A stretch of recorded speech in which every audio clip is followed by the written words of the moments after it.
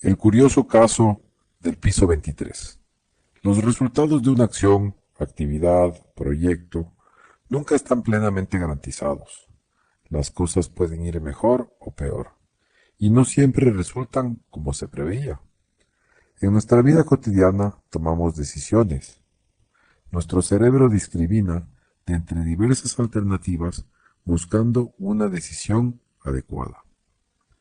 Esa decisión es la combinación de muchos factores, en los que el riesgo y su antípoda, la rentabilidad, representan los elementos más importantes.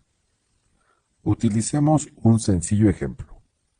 Supongamos que nos encontramos en el piso 23 de un edificio y nuestro objetivo es llegar a la planta baja para salir del edificio. Partamos por identificar cuál podría ser la rentabilidad, el beneficio o el retorno de nuestra acción. Sencillo, para este caso mediremos la rentabilidad en base al tiempo, es decir, qué tan rápido podemos llegar a la calle. Mientras más pronto lleguemos a la planta baja, seremos más felices. Exploremos algunas alternativas para nuestro objetivo y tratemos de medir la rentabilidad. Primero, la forma más rápida de llegar a la planta baja probablemente sería abrir una ventana y saltar al vacío. Y si alguien nos ayuda a impulsarnos hacia abajo, sería aún mejor. Nuestro retorno sería el más alto posible, medido por unos pocos segundos de nuestro tiempo, y probablemente los últimos. Segundo, una siguiente alternativa en eficiencia para bajar del piso 23 sería utilizar el elevador. Nuestra demora dependerá de qué tan congestionado está el uso del elevador en los diversos pisos, de qué tan moderno es el equipo, entre otros aspectos. Y llegaremos a la calle en quizás menos de 5 minutos. Tercero, otra alternativa podría ser utilizar las escaleras. El tiempo en bajar dependerá de nuestro estado físico y de salud, pero seguramente representará entre 5 y 15 minutos dependiendo de varios factores.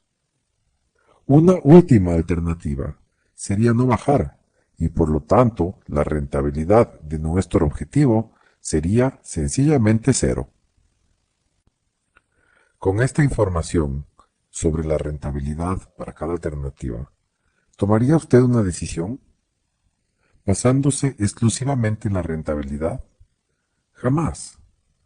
Para la toma de decisiones alternativas en nuestra vida cotidiana, aplicamos la razón, la reflexión y la experiencia para balancear los beneficios conjuntamente con sus correspondientes riesgos.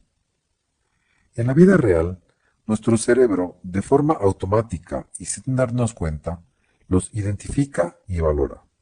Así podemos decidir. Este es uno de los primeros e importantes corolarios del ejemplo, aplicándolo a la vida real profesional en la gestión de riesgos. Y es que las empresas que basan sus decisiones exclusivamente en una visión de beneficios podrían terminar en aprietos y permanentemente haciendo saltos al vacío. Avancemos con nuestro ejemplo para identificar los riesgos en cada caso. Exploremos estos riesgos empezando con las alternativas de atrás para adelante. En el último caso, el número 4, de no hacer nada, no tenemos riesgos, pero recordemos que no cumplimos con nuestro objetivo, es decir, nuestra rentabilidad fue cero. Aplica claramente la lección conocida de que el que no arriesga, no gana.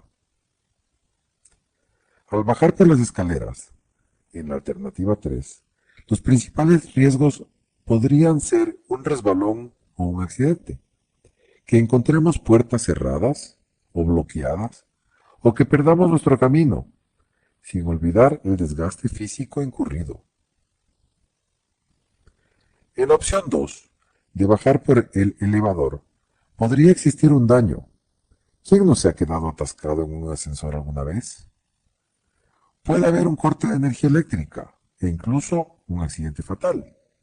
Y tampoco olvidemos la innegable incertidumbre de que vayamos en un ascensor de lechero, de esos que paran en cada piso. Finalmente, en la alternativa más rentable, de lanzarnos por la ventana, el riesgo es más que evidente, a menos que seamos el hombre de acero. Pero sabemos que Superman no trabaja en riesgos. ¿Decidimos? ¿Podemos tomar ya una decisión? Al conocer la rentabilidad y haber identificado el riesgo en cada caso. ¿Qué nos falta? Para ser objetivos, falta medir, dimensionar, cuantificar esos riesgos.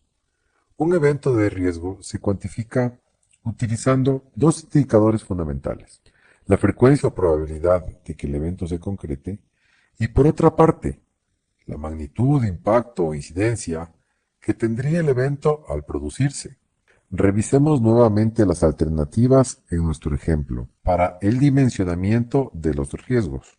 En la primera alternativa, de saltar por la ventana, la magnitud del daño es la pérdida de la vida y la probabilidad de que ello suceda, sin mayor duda, sería del 100%.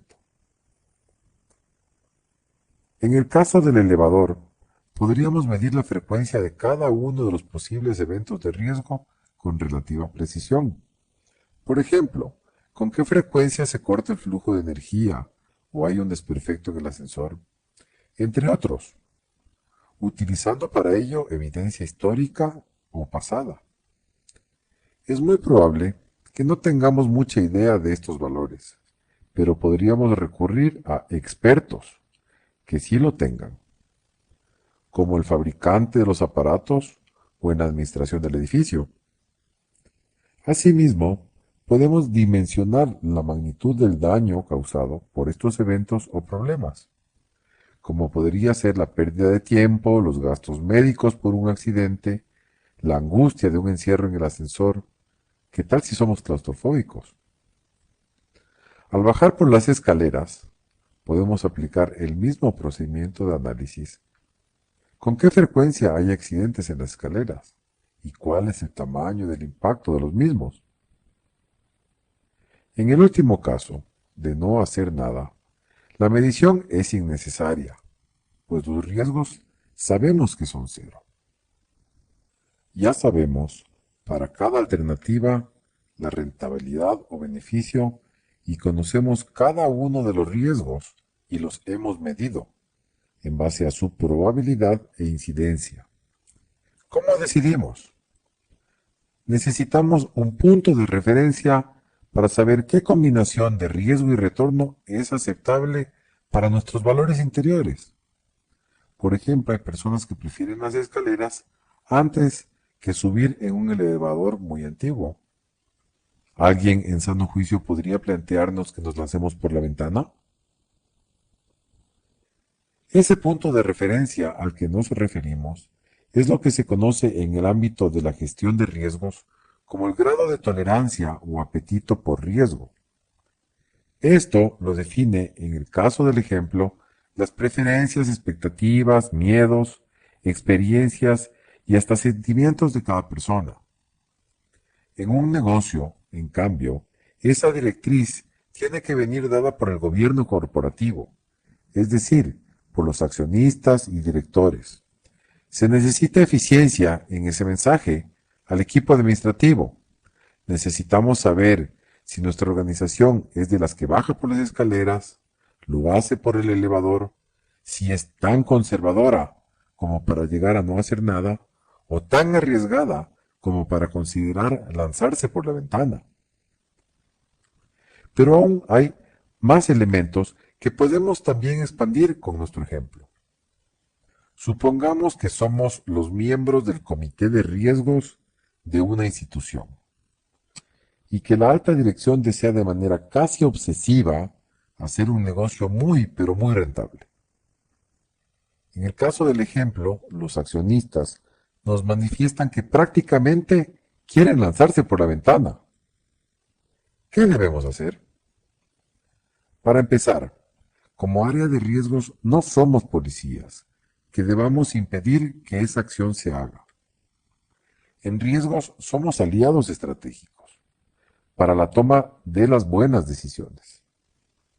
Nuestro trabajo sí es el de levantar alertas, advertir inconvenientes, pero al mismo tiempo tenemos la obligación de ofrecer soluciones y siempre explotar nuestro sentido común y creatividad. Aplicándolo al caso del piso 23, si queremos mitigar el impacto que genera la muerte, y siempre usando un poco de las metáforas y pretender llegar a un humor negro, una alternativa es mitigarlo con un seguro de vida, por ejemplo. Otra alternativa sería utilizar un paracaídas, un colchón de aire que amortigüe la caída, fabricar un tobogán, etc. La viabilidad, costo y beneficio de cada una de estas medidas de mitigación y control de los riesgos debería ser sopesada y establecer planes de acción para poder instrumentarlo.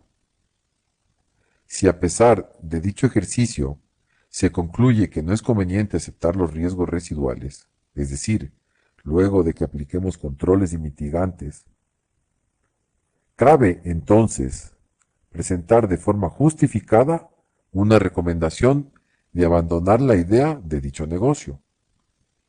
Este ejemplo nos ha permitido aplicar de manera amigable los principios de la gestión de riesgos y tiene como propósito que todas las personas que realizan negocios puedan aplicarlas de manera también sencilla y natural en su cotidianidad.